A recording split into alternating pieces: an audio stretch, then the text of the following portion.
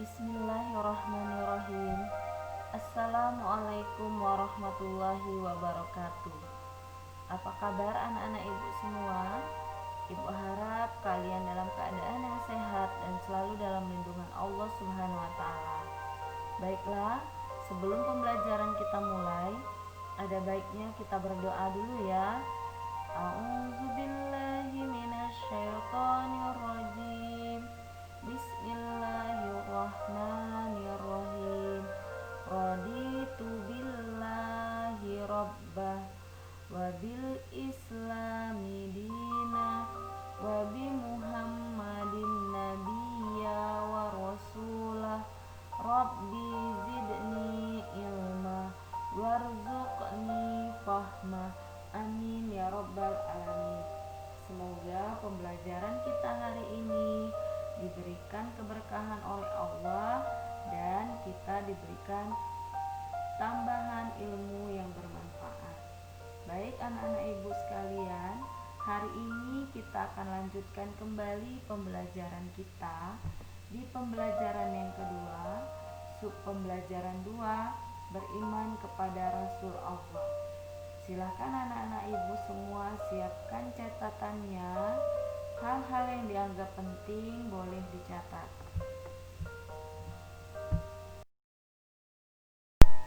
Baik anak-anak ibu semua, kita akan awali dengan membahas tentang rukun iman. Nah, rukun iman ada 6. Yang pertama, iman kepada Allah. Artinya kita harus yakin dan percaya bahwa Allah itu ada. Kedua, iman kepada malaikat. Kita juga harus yakin dan percaya bahwa malaikat adalah makhluk yang paling taat kepada Allah. Selanjutnya, iman kepada kitab. Kita juga harus yakin dan percaya bahwa ada 4 kitab yang diturunkan kepada 4 nabi yang berisi kumpulan wahyu Allah. Selanjutnya, iman kepada nabi dan rasul. Artinya, kita harus yakin dan percaya bahwa ada utusan Allah yang bertugas untuk memperbaiki akhlak manusia.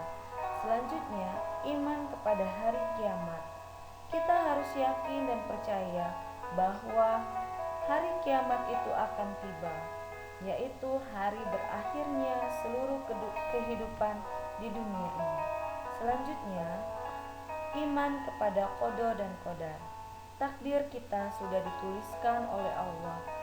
Perjalanan hidup, karir, kemudian kesehatan, maut, itu semuanya sudah ditulis oleh Allah Subhanahu wa taala. Kita hanya menjalaninya saja dengan ikhtiar dan berdoa. Selanjutnya, kita harus tawakal kepada Allah Subhanahu wa taala. Di pertemuan kali ini, kita akan membahas tentang iman kepada nabi dan rasul.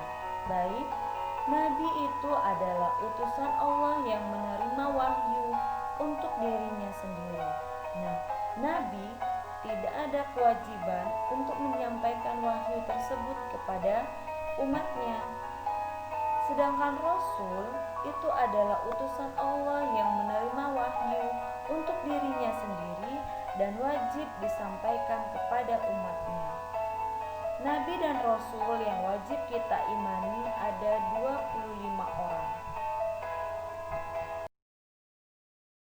Beriman kepada nabi dan rasul artinya kita yakin dan percaya bahwa Allah Subhanahu wa taala telah mengutus para nabi dan rasul yang bertugas untuk menyampaikan ajaran-ajaran agama untuk keselamatan di dunia dan di akhirat. Kita sebagai manusia ciptaan Allah yang paling sempurna dari ciptaan Allah yang lain harus memilih jalan yang baik untuk selamat di dunia dan di akhirat. Kita harus berpegang teguh kepada Al-Quranul Karim yang berisi wahyu-wahyu Allah dan Al-Hadis, semua perkataan, perbuatan dari Nabi Muhammad SAW yang mempertegas isi dari Al-Quran. semua, kita sudah yakin dan percaya bahwa Allah telah menurunkan nabi dan rasul untuk memperbaiki akhlak manusia. Nah, kita juga harus tahu siapa saja 25 nabi dan rasul yang harus kita yakini tersebut. Ini ada lagu 25 nabi dan rasul, cara mudah agar anak-anak ibu semua hafal nama-nama nabi dan rasul. Silakan anak-anak ibu dengarkan dan ikuti ya.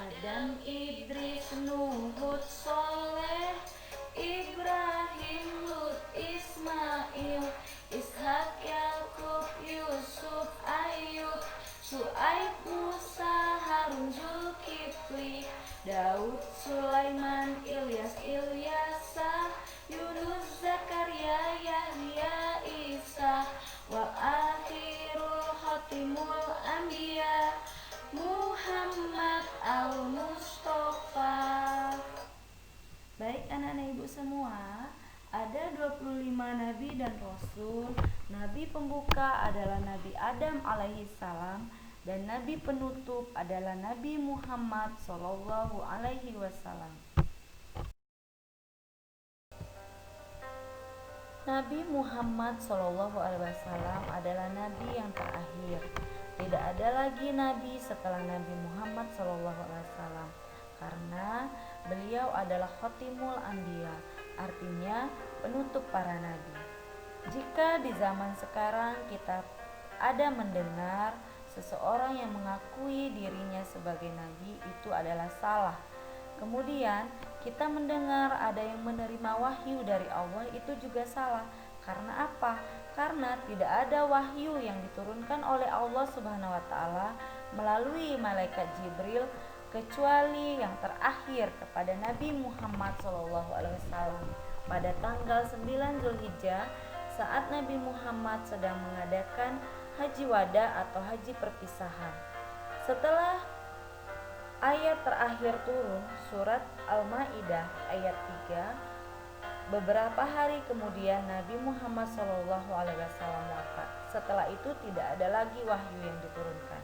Jadi anak-anak ibu semua, kita harus mempertebal iman kita karena kita sudah berada di akhirul zaman. Artinya sudah banyak sekali kezaliman yang terjadi, banyak sekali tipu daya yang terjadi. Jadi kita harus hati-hati dan kita harus berpegang teguh kepada Al-Quranul Karim dan Al-Hadis. Alhamdulillahirrabbilalamin, pembelajaran kita hari ini sudah selesai.